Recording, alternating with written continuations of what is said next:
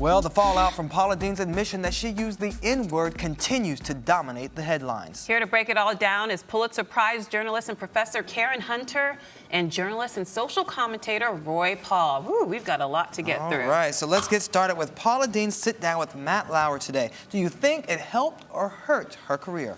I think it was probably one of the worst interviews I've ever seen. Really? Why? She had the kicked on makeup. It was boo-hoo-hoo, woe is me, woe is me.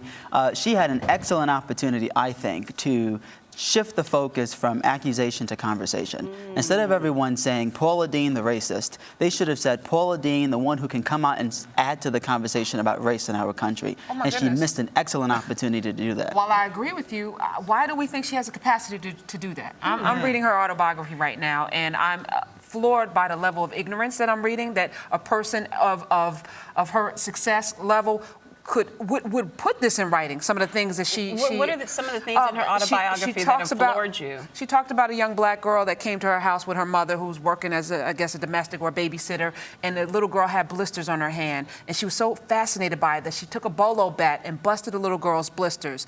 So the mother, of course, chastised her. She went and told her granddaddy about it, and the granddaddy had her arrested, and she was in jail. So the black woman ended The black up in woman jail. went to jail after Paula Deen beat her little girl's hands, her blisters, busted them open. And this is what she included in the book. In her book, right? Because you have a choice, right? Clearly there's a case There's a disconnect, and right? there's a case of TMI, because a lot of people are arguing she gave way too much information on the witness stand. Right, because I think that she doesn't have the intellectual capacity to really understand what this moment is. So that would require somebody understanding that she has an opportunity here that she can seize to change and create a dialogue. Instead, she talks about the guys in her kitchen using the word. And she lied. She actually, Matt Lauer She said she never lies.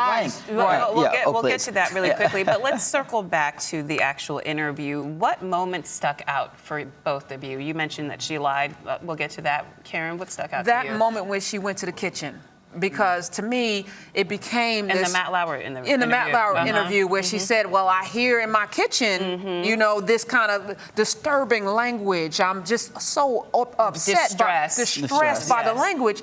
And to me, a couple of questions. Did you tell him not to use the language? And she was essentially, just for people who didn't watch the interview, she was essentially arguing that she hears the N-word used by people of color in her kitchens all the time, and that distresses her. Did that have anything to do with this interview? No, it was trying to make, like, it's not algebra, Paula Deen. What happens on this side of the equation doesn't have to equal. So just because they're doing it over here doesn't mean you can do it over here. Justification. Yeah, and instead of addressing her own faux pas in this case, she kind of gave herself a free pass. Well, I hear it all the time. And I've seen that a lot in the media, and it really drives me bananas. I don't know how you feel about that. Well, how do you feel about it? No, I totally agree. You know, the fact that young black men use it in her kitchen does have nothing to do with her using the word. And that is one part of how she's obfuscating this entire problem. The issue about race is something that we all can relate to. We all have either said something or know people who've said something.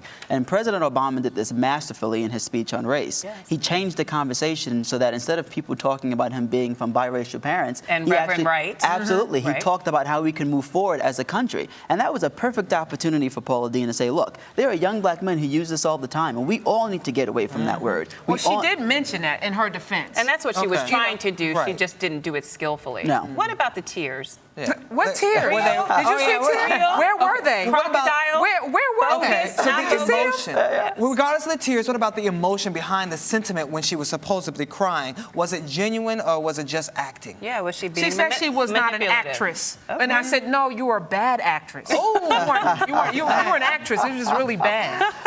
You're very kind. When you're crying and you have Botox, it doesn't look very good. Oh, is that wow? Okay, going there? Why you gotta bring the Botox into it, right? That's not nice, Roy. You talked about her makeup, talked about her Botox. That's not fair. It's all about the visual for me when you're on television. Okay, it is a visual medium. You're right. Way too much makeup. The skin didn't move. I didn't buy it. And so for me, she needs to stick to the issues and just say what she feels instead of trying to put the emotion behind it. Well, let's get back to the issues. And Matt Lauer point blank asked her if she was racist. She said no. Do you believe her? Can someone use that word and not be racist, or tell jokes like that and not be racist? I think so, but in this case, I think it's even irrelevant. You know, we're sitting here as if Paula Deen, we're excoriating Paula Deen, and she's being hung on the cross. And I think she, in many ways, is being victimized and being held up as the one person when we have folks who are not hiring black folks because they're black, folks that are not allowing black folks into their neighborhoods, folks that are in positions of power that are totally decimating our community. That is more of a problem. The races that we don't see see. Paula Deen's not a problem. Paula Deen's not affecting my personal economy. But there are people who are affecting my personal economy, who are racist, who aren't letting people on television, who aren't, providing opportunities for blacks. That's our problem. And if we're not going to have that discussion, who cares that Paula Deen's a racist? That's not affecting us. But this is Paula Deen's fault. And this is the conversation that we could have if she shifted the conversation to that. Is but that she's her not responsibility? Oh, absolutely, because she's the one being targeted. If I was the one being targeted for saying racist things against white people, I would say, wait a second, I'm not the problem. We need to hire talk black about people. the culture. Right, exactly. Absolutely. Well, she so tried that's to bring her that fault. up that it wasn't her problem or her fault. That, she was just trying to go along with what culture was teaching her. No one's buying it, and the apology was terrible. The YouTube video that went up, that went down, that went back up. She actually had 2 videos. Yeah. When The first one was abysmal. The second one was terrible. Yeah. And now you're saying that this third interview has not been effective at all. No, can we all do the Donald Trump together to her PR team? You're fired. You're fired. Well, everybody Okay, all keeps right. firing her. And she says she admitted she sinned, and she says everyone else who hasn't sinned, throw the first stone. I'm waiting I'm like, she's gonna have to wear a helmet because it's like a lot of people want to throw rocks at her right now. She did set herself up for, this whole situation is ripe for parody. I wish SNL was still on this Yeah, right oh my now, goodness. not on Oh my hiatus, goodness. because they would have a field day with this. But do you think Matt Lauer was too easy on her or too hard on her? I've heard some people on Twitter say, oh, he was too easy. It was a light grilling. They wanted to see her black and like catfish. Yeah, What do you think? It was more banana pudding than Did you fried like chicken. that cooking reference? Yeah, I did. Okay. I was waiting for a fried chicken reference. I Oh, knew it no, was we don't coming. do that on our show. Then let me repeat it. It was more banana pudding than fried chicken. All right, that's perfect. Well, look, I don't think if Matt Lauer, I'm sure there was some kind of agreement behind the scenes. We're not going to go too hard on you, but we want to address the issues. If she knew that she was going to sit there and Matt Lauer was going to annihilate her, she would not have done the interview. It just would not have looked good for her. Well, she already canceled. She canceled once. She tried to get So out. that was, well. I think we saw what we came to see, and but we still have work to do. What about these companies that have backed away from her? Are they right to Let's do look that? at their record of hiring blacks. Let's look into all these companies that are now self-righteous and sanctimonious and I'm so outraged. I mean, that's the politically expedient thing to do, right? To back away from her. Right. But let's look at what their history is with us, and then let's come to the table and have a discussion about it. Yeah, the lesson for Paula Deen is don't hire Judy Smith, hire Roy Paul and Karen Hunter. We'll get her out of this. Right? No, we won't either. She can't hire me. Well, let me just ask about the whole notion that this is such headline news lately. Everybody's paying attention to this, that, it's so captivating. Why is that? Is it because it's because of race and it's like the third rail in this country, the issue that shocking? It's the one thing we've never really, as much as we talk about it, we never really talk about it, right? We talk around it. But we and have then a black use- president. Right. Haven't Oh, we yeah. talked Well, about this we're enough? post-racial. No, we have black in America. We have every show imaginable, but we don't have the grassroots, deep down, at the inner self level talk about what it means to be racist in this country. What is it? I wanted Matt to ask her, why is the N-word so offensive? And I personally, I've been can't told I answer can't that. use the real word on this network because I think even saying N-word speaks to the thing that I'm talking about. We all know what it is, so why don't we have a real dialogue about why it is so empowering for some of us and so hurtful when it comes out of the mouths of others? That's a very good point. Absolutely, What do you and think, I Roy? see it every day. I live in Harlem, and you see the racism all around, from white people who walk down the street jogging to Central Park and never look at anybody else or talk to anybody else who looks different. And we all live these integrated lifestyles that until someone gets in front of this issue and starts talking about how we can really get to the nitty-gritty of what racism means in 2013, we're going to continue to be talking about issues that have absolutely nothing to do with the problems that we're facing. And this is notorious. The media is notorious for building people up and then tearing them down. And right now, Paula Deen is being teared down. What do you think they're focusing on Paula Deen and not the issue because she's this sweet, sassy, down-home Southern cooking mother, and now she's got this evil side, the past that's But racist? that's not necessarily the real that's it. issue here. I mean, the idea of people being, preoccupied with her has something to do with this notion that her public persona seems to be at odds with her private persona. Actually, I never did think that. When I saw her with Oprah and Gayle, I said, See, there's a book called Without Sanctuary that shows all of these lynchings, and it's one of the most horrific, and also, if you can get it, get it. And I remember there's one, where people have their kids out on their shoulders and they're all, like they have literally a picnic at a lynching. And I said, those little kids grew up to be somebody. It's just part of our history, right? Those little kids grew up to be adults who are now hiring people or working, and they're in your community.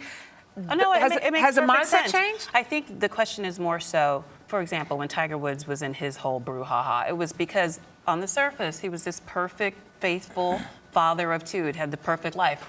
His private life was directly at odds with that. I think that was more, do we actually think a woman in her 60s from the Deep South who is limited in her education would not have this as her background? That's exactly what I thought when I saw her with Oprah. I was like, Oprah's going to the plantation with Gail. I wonder if she knows what's really, that was the conversation I had with myself. Probably a little more discerning than most people, though. Yeah, I think a lot of people probably look at Paula Deen and took her at face value as this sweet, sassy grandmother who always said that butter made everything better. No, I did. I have to be honest with you. I thought she was America's sweetheart. She's like the Martha Stewart-esque of cooking, and she could really do no wrong. But I will tell you that it taught me that a lot of celebrities don't have PR people behind them who can act legally split. And do you think her team completely bungled this entire absolutely, affair? absolutely. I disagree with you. I think they did such a terrible job with the rollout of the apology, with the way that they didn't shift the focus. You can only, if you're working with a pile of crap, you can put perfume on it and stick a rose in it. It's gonna be a pile of crap. Okay, I think her But you can pick the pile of crap up and put. If she's gonna replace her or give her a lobotomy, I don't think this is gonna be any different no matter who they bring in. Tell us what you really think. I think we've called crap the C word on our network. I didn't know. I didn't get that memo. I apologize to the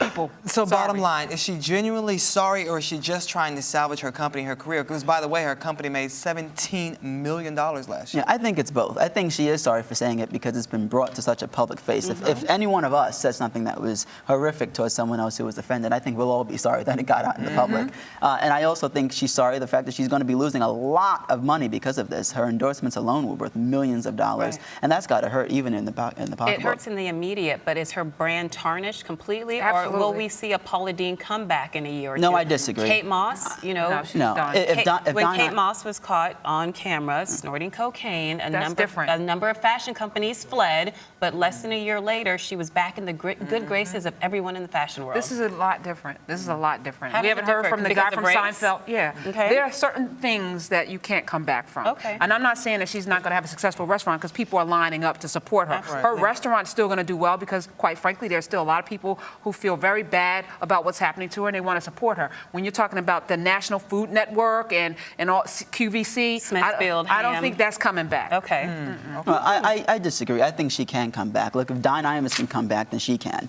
And I think you've got an issue here. Don Imus sat with, anyway. Well, look, Paula Deen, Paula Deen, as bad as what she did was, she did not take black people, pull them in flour, and fry them in a deep frying. She did want to make a Sambo burger. And he talked her out of it. And a plantation wedding. And want people to dress up as slaves. Not just dress up, but act like slaves at a wedding. No, I think she can recover. I don't think she's going to be where she was, but I think there's an excellent opportunity for her to step out in front of this. I would like to see what in your mindset, what you see that on the Food Network. Where is this going to be, on NBC or what? Like, where do you see her coming back where she can have a national platform the way she does now? Well, I don't know what network it's going to be on, but I think she's got an opportunity, and she can create her own platform. Sorry? No, I said she can come to a rise. She can come to a rise. Ultimately, I think what this has done is this has created an opportunity for discussion to start to take place. What do you think we can do or can be done to move forward in the discussion about race? Why are you it's just like, you want me to answer a question that has never been answered, Okay. and So I let's think go to the so many next people question. have tried to address it. It's been reported that she hired Judy Smith.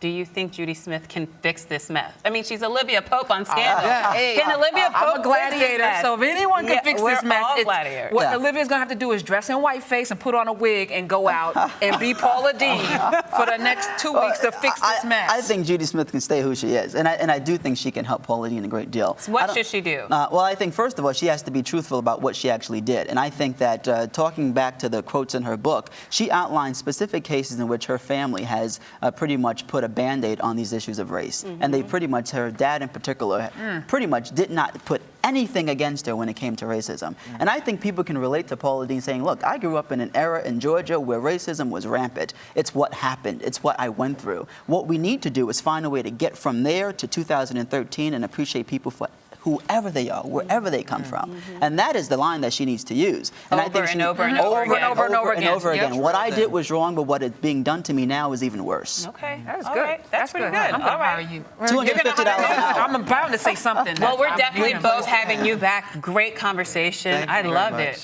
Okay, all right. And you've been, which camera are we turning to? Thank you. Now we want to know what you think. Will you continue to support Paula Deen or not? Tweet us about it at Arise TV 360.